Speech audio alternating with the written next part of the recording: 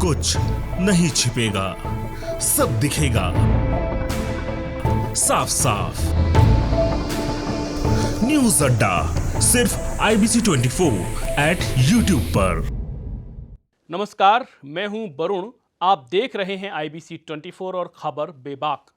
आगामी परिसीमन 2026 में होगा। आशा की जा रही है कि इसमें छत्तीसगढ़ विधानसभा की सीटें बढ़ाई जाएंगी। इसका आधार 2021 की जनगणना को होना था, लेकिन कोरोना के चलते यह नहीं हो पाई।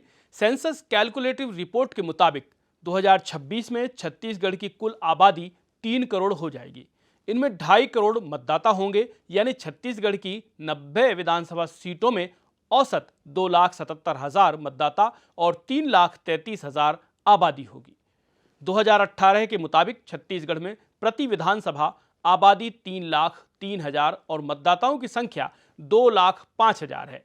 2019 में हुए लोकसभा चुनावों के मुताबिक छत्तीसगढ़ में प्रति लोकसभा जनसंख्या 24,81,000 है, जबकि मतदाताओं की संख्या 17,27,000 है। 2026 में जब सीटें 11 से बढ़कर 17 हो जाएंगी तो मतदाता का औसत 14,21,000 हो जाएगा, जबकि आबादी का औसत प्रति लोकसभा 17,64,000 होगा। फिर भी मानक से यह ज्यादा ही होगा। ऐसे में विधानसभा में भी सीटें बढ़ाई जा सकती हैं। साल 1976 में 42वें संविधान संशोधन के जरिए लोकसभा और विधानसभा की सीटों की संख्या पर 2001 में होने वाली जनगणना तक रोक लगा दी गई थी। इसके पीछे तर्क यह था कि सीटें बढ़वाने के चक्कर में राज्य की इकाइयां जनसंख्या वृद्धि दर घटाने में मदद नहीं करेंगी। साल 2002 में फिर से 84वां संविधान संशोधन करके इस रोक को 2026 तक बढ़ाया गया था। अब यह अभी तक नहीं बढ़ाया गया है, इसलिए 2026 में संभावना है कि सीटें बढ़ाई जाएं, यानी परिसीमन होगा। क्या होते हैं सीटें बढ़ाने के क्राइटेरिया? सीटें बढ़ाने के मौलिक मापदंड तो आबादी को ही रखा जाता है, लेकिन भारत में इसमें एक महत्वपूर्ण ख्याल यह भी रखा जाता है कि कहीं कोई राज्य पूरी तरह से उपेक्षित तो नहीं हो जा रहा है। इसीलिए ही केरल, जो छत्तीसगढ़ से तिगुना छोटा होकर भी 20 लोकसभा सीटों का राज्य है, तो छत्तीसगढ़ में कितनी होंगी विधानसभा सीटें? 2026 में होने वाले परिसीमन के लिए 2021 की जनगणना को आधार बनाया जाना तय था, लेकिन यह जनगणना अभी तक नहीं हो पाई है। अगर यह 2024-25 में हो जाती है तो इसके आधार पर ही परिसीमन होगा। कैलकुलेटिव आंकड़ों के मुताबिक छत्तीसगढ़ की जनसंख्या 3 करोड़ तक हो जाएगी, जिनमें 2.5 करोड़ वोटर्स होंगे। 2.5 करोड़ वोटर मौजूदा 90 सीटों के हिसाब से 2,06,000 के औसत वाले हैं। यह 2026 में बढ़कर 2,77,000 हो जाएंगे। स्टैंडर्ड के मुताबिक एक विधानसभा क्षेत्र में 1.5 लाख से अधिकतम 2 लाख वोटर्स होने चाहिए।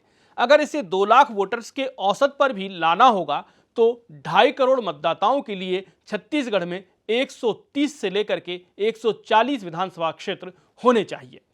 130 सीटों की स्थिति में मतदाताओं का औसत 1,92,000 और 140 सीटों की स्थिति में 1,78,000 मतदाताओं का औसत हो जाएगा।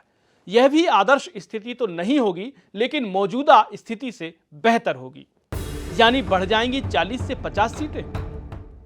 इसका मायना है कि परिसीमन आयोग छत्तीसगढ़ की आबादी, जरूरत, केंद्र में प्रतिनिधित्व और प्रतिनिधियों पर अतिरिक्त बोझ, सब पर ध्यान दिया जाए तो सीटों की संख्या बढ़ाकर 130 से 140 करना ही होगा।